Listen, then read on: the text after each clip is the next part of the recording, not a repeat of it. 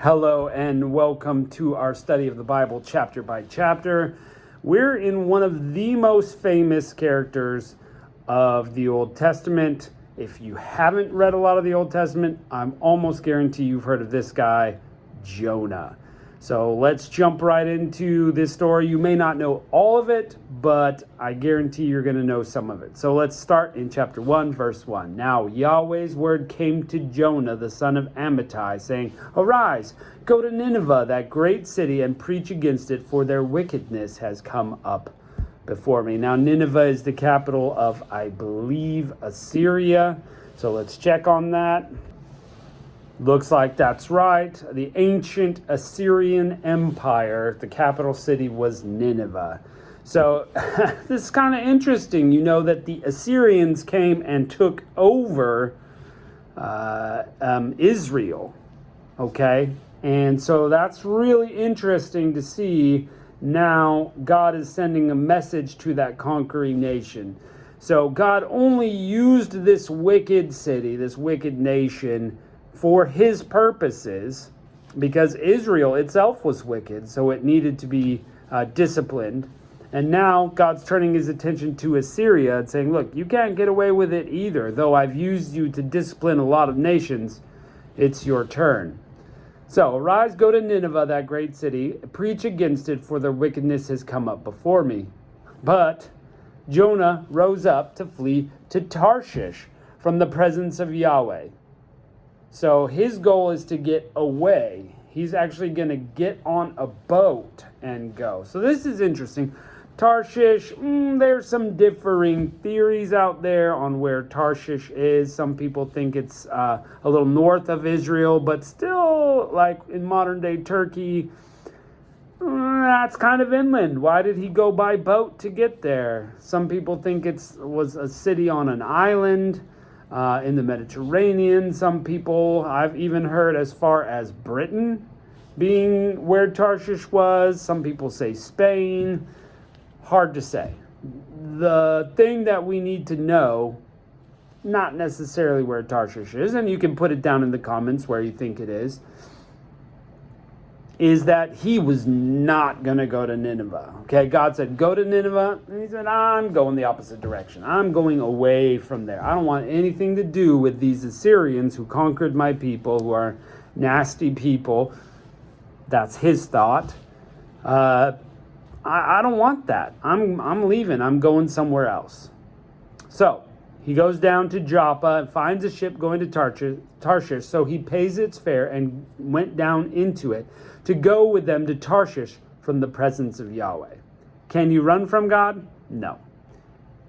Anywhere you go, God knows where you are. But Yahweh sent out a great wind on the sea, and there was a mighty storm on the sea, so that the ship was likely to break up. Now notice, this is God sending it. It isn't just, it's a regular course. It's the time of year for gales on the water. This is normal. No, God sends it.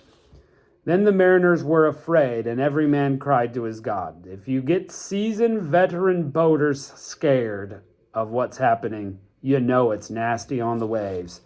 They threw the cargo that was in the ship into the sea to lighten the ship. Hey, we're doing whatever it takes to stay alive.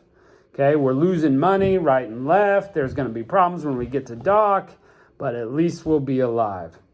But Jonah had gone down into the innermost parts of the ship, and he was laying down and was fast asleep. How can you sleep at a time like that? So the shipmaster came to him and said, "What do you mean, sleeper? Arise, call on your God. Maybe your God will notice us so that we won't perish." All the sailors were already doing it. It wasn't helping. And now this guy's sleeping. Let's get him up here. Maybe his God will do something about it. They all said to each other, "Come, let's cast lots so that we may know who's responsible for this evil on us."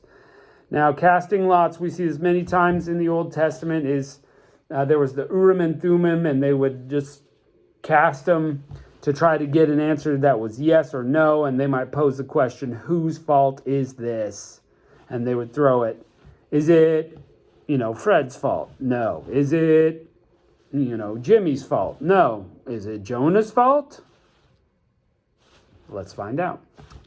So they cast lots, and the lot fell on Jonah. Yep, Jonah's fault. Hey, we see this with Saul and Jonathan. They cast lots between the nation and Saul and Jonathan, and it lands on Saul and Jonathan. And then they pit Saul and Jonathan against each other, and sure enough, it's Jonathan. So that's another instance we see this casting lots. The priest would have the Urim and Thummim in their robe. Then they asked him, please tell us, for whose cause this evil is on us? What's your occupation? Where do you come from? What is your country? What people are you? So they're asking him all these questions. What's happening? Why is this happening to us? It's your fault. The lots said so. Sorry, my brain is all over the place, but I believe there's a psalm or a proverb that says, the lot is cast in the lap, but its every decision is from the Lord. Yeah, so Proverbs 16:33. The lot is cast into the lap, but its every decision is from the Lord. Proverbs 16:33. So it isn't just mere chance. They are praying that God will guide the lots so that they understand what's happening. And he does. Here's Jonah's response. Verse 9. He said to them, I am a Hebrew. I fear Yahweh, the God of heaven, who has made the sea and dry land. Oh gosh, if you're in a polytheistic culture, you've got the God of the food and the God of the cows and the God of the land and, the God of the sun and all this kind of stuff. And here is Jonah saying, I fear Yahweh, the God of heaven. He made the sea and the dry land. So this God that made the sea is obviously angry, and you're running away from him? The men were exceedingly afraid and said to him, what have you done? For the men knew he was fleeing from the presence of Yahweh because he told them. That's a good reason to be nervous. This is God who made the sea and the land, and he's after Jonah. And they know it. They said to him, what shall we do to you, that the sea may be calm to us? No offense, Jonah. If you leave some way, we're pretty sure everything's going to be fine for us. So what do? For the sea grew more and more stormy. He said to them, take me up, throw me into the sea, then the sea will be calm for you. For I know because of me, this great storm is on you. Jonah's like, yep, my fault entirely. Throw me in the sea. You're going to be fine. God's really after me. So they throw him over. No, they're nice. They're nicer than that. Verse 13, nevertheless, the men rowed hard to get them back to land. They're like, okay, Jonah, we're going to try to salvage this anyway. But they could not, for the sea grew more and more stormy against them. They were afraid before, and now the sea is getting even crazier. Therefore they cried to Yahweh and said, we beg you, Yahweh, we beg you, don't let us die for this man's life. Don't lay on us innocent blood, for you, Yahweh, have done as it pleased you. So interesting. This prophet who's supposed to be teaching people about God's running away, but even in his running away, God is using the situation so that these sailors are now talking to God. Now they're meeting God, in this situation. So God is going to use things for his benefit and to speak to others. But do you really want to run away from God to do it? Wouldn't you rather just be in a good spot and help other people meet Jesus rather than running away and everybody almost dying? Verse 15, so they took Jonah and threw him into the sea, and the sea ceased its raging. Then the men feared Yahweh exceedingly, and they offered a sacrifice to Yahweh and made vows. Now this is super famous. I mean, if you've never read Jonah before or heard it, you know this part. Jonah goes into the drink, right? The men notice that immediately the sea calms down, goes from 60 to 0.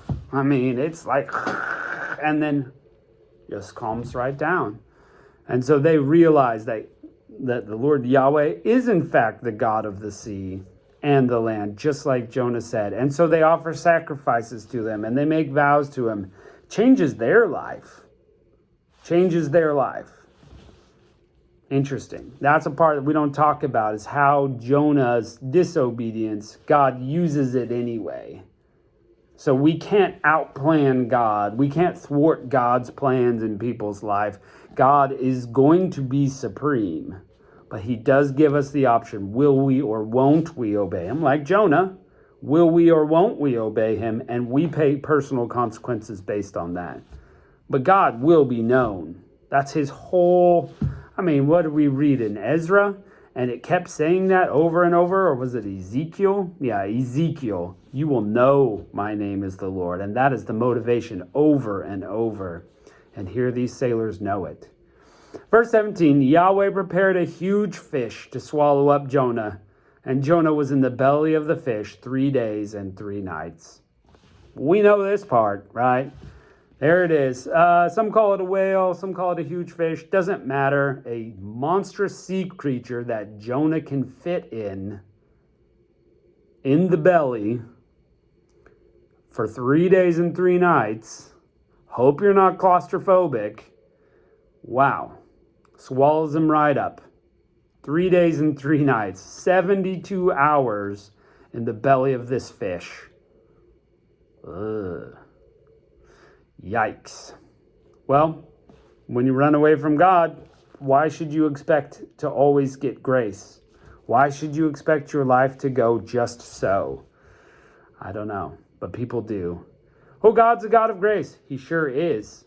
He wants to give you grace. He wants to forgive you. But sometimes he's got to teach us a lesson the hard way because that's the only way we'll listen.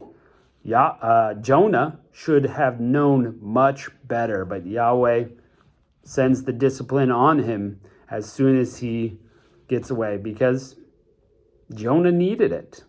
I've needed it in my life. I'm sure there are times when you're like, I know what's happening and I'm not doing the right thing, and God sends discipline. We prefer not to get it, so be obedient. Do what God asked, but God will send it anyway.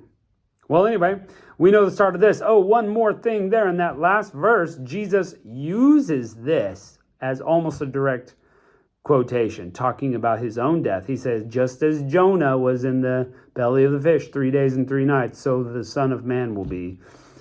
He's talking about he will be in the earth. That's the sign of Jonah that Jesus will give everybody so that they will believe in him. A New Testament quotation right there. The Bible is so interconnected. It's amazing. So, well, anyway, we're going to plunge right into the story. Sorry about the pun. We're going to plunge right in and see how this continues to take us. We know this super famous part. Will Jonah turn it around? What will happen? You'll have to join us next time. We'll see you then.